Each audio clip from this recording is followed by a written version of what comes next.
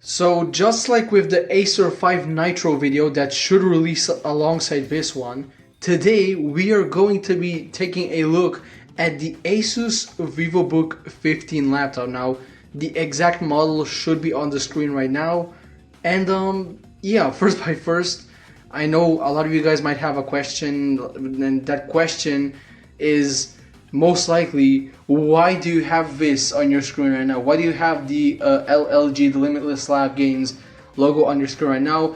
Simply because I'm hiding the desktop on this laptop for one reason, and that is because this is not your ordinary Asus Vivobook laptop, but it's my own personal Asus Vivobook laptop. It's my main laptop that I use on a daily basis, so that is why I am hiding the desktop on the laptop. So yeah, and I mean, for your typical 500 euro school laptop, I think these specs are still quite good, and honestly the results might shock you all, because for these kinds of specs you guys might expect some pretty mid results, but trust me, you guys will see today the results are actually quite surprising for the specs and price of this laptop. But anyhow, before we get started with the games and whatnot, first I'll comment on all of the other things on this laptop, all the other more miscellaneous things. So first, the looks of this laptop. The looks of this laptop are so good. They have absolutely managed to nail the looks of this laptop. They've managed to perfectly balance a nice gamery sort of rigid style with a more simplistic and elegant style, and I just absolutely love that. And the design of this laptop is absolutely insane, and I praise it. Now, the keyboard on this laptop is also absolutely amazing. I mean, like, okay, it should. Okay, that wasn't meant to happen, but I guess a bit of a spoiler right there. But anyhow, yeah, the keyboard is super satisfying, super nice to use.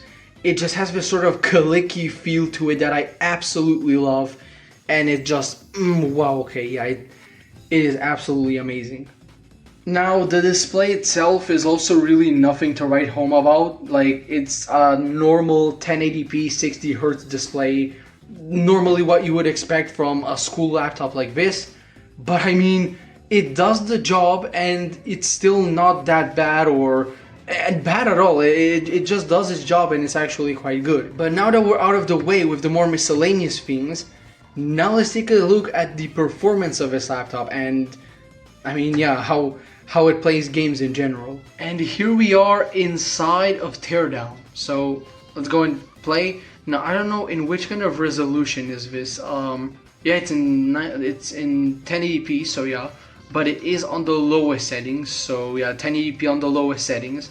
We'll go sandbox, and sure. And I mean, yeah, the game is on the lowest settings, but still, for an school laptop with integrated graphics, this is, I mean, very good performance, especially in a game like this. Like, sure, yeah, I do have to take into account that the graphics of this game are very simplistic, but you also have to take into account that, you know, this game has a lot of calculations to it because of the physics and whatnot. So I mean, hey, this is, oh, look at that, this is, I mean, this is more than exceeding. This is very good indeed. Now, one negative, and I mean, this doesn't really bother me too much, but I am saying negative because for a lot of people it might be a negative, and that is the fans. The fans really do ramp up, and they really do get loud, especially in some more demanding games that we're gonna test out later. You might be able to slightly hear them, so yeah, I mean, I am sorry about that, but yeah, I mean, Teardown works just well. Now let's move on to the next game. And the next game we have right here is Hearts of Iron 4, which is another game that I was surprised that ran quite well on this laptop, because of the fact that, I mean, Of course, there are a lot of calculations in this game that need to be made, especially in the late game. And one thing I forgot to mention is that finally for this video, I managed to get the FPS counter to work. So yeah, I mean, of course I get this FPS counter, like I always get it to work, but I just forget to do it. But yeah, I sadly didn't get MS Afterburner to work once again, so I am very sorry about that.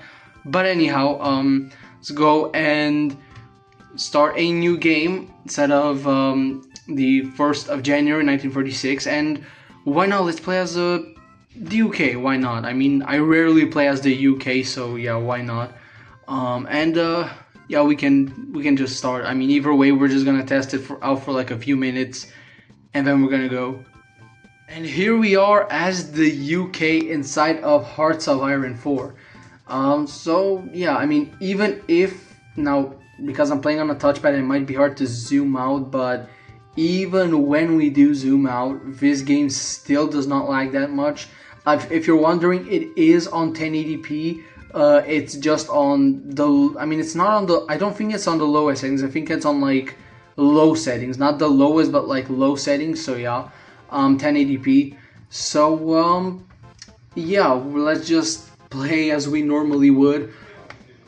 And I mean, yeah, as you can see, the laptop takes this game like a champ. I mean, it doesn't overdo itself on this game, of course. It's nothing to brag home about. But I mean, for a school laptop, this is still very good results, like way better than I could have ever expected. Yeah, of course, when you do start to run the game, it will start to lag a bit, but it doesn't really lag that significantly, and it only starts to lag significantly once you like put it onto speed 5. So as you can see, it does start to lag quite a bit when you put it onto speed 5. Even the FPS takes a huge tanking, the overall performance. So yeah, but yeah, Hearts of Iron 4, I mean, yeah, it works just fine on this laptop. So let's move on to the final game that we're gonna be testing out today. And here we are inside of the final game that we're gonna be testing out today, which is BeamNG Drive. Now, surprisingly, this game does run quite well on this laptop, although as you can see, on a very low resolution with all the settings set to lowest, or at least low. So yeah, let's pick East Coast USA because Italy is just way too demanding for this laptop. I mean, it is playable, but I mean, yeah, it's not an enjoyable experience at all. So yeah, you're only really gonna get a good enjoyable experience out of these smaller or less demanding maps like East Coast USA, and then I mean, okay, grid map as well, and etc and etc. So other similar maps like that. And so here we are inside of BeamNG Drive. Now, I mean, of course, on such low settings, I mean, it does run quite well, don't get me wrong, but I mean, it is on very, very low settings. Like, this is on like 1134, or what was the resolution again? I already forgot. And on like almost all settings set to lowest or low. So I mean, for me, this is still like, this can still be an enjoyable experience, but for a lot of people, this is unplayable, or at least on the verge. So yeah, I don't really know. But yeah, besides that, I mean, yeah, you can still play BeamNG Drive just fine, just normally, if you do exclude the low graphics and the limitations on some of the maps. You can still play the game just fine, just normally, just, well, yeah, I mean, if you exclude all the oddities and the limitations that we had to give ourselves right here.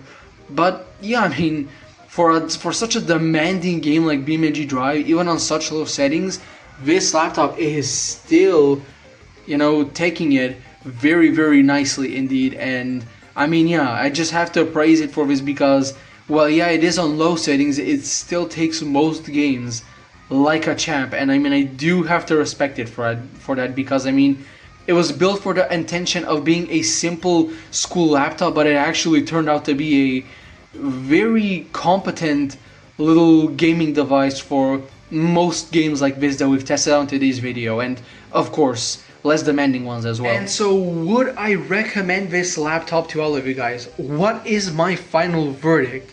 Well, my final verdict on this laptop is that the specs are alright, you know, for a school laptop, they're alright.